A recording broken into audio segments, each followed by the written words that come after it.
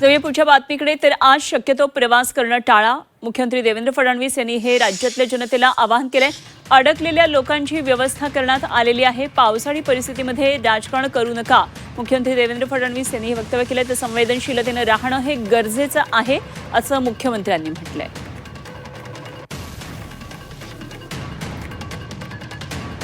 लोक निश्चित अडकलेले आहेत, जे मध्ये होते त्यांनाही परत फिरून कसं जाता येईल याची व्यवस्था केली आहे।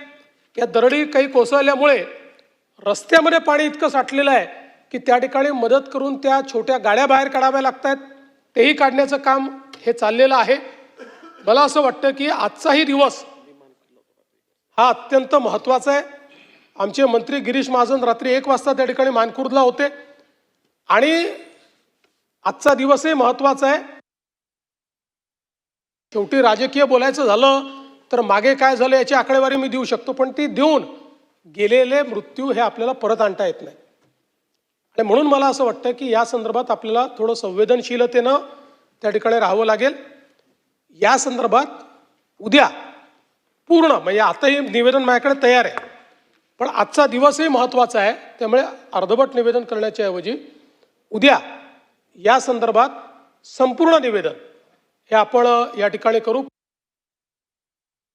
मी नागरिकांना विनंती करतो की आज दुपारनंतर खूप मोठ्या प्रमाणात वारे असणार आहेत, त्यामुळे झाडांवर त्याचा परिणाम होऊ शकतो। टीन वगैरे जिथे लागले असतात तिथे परिणाम होऊ शकतो।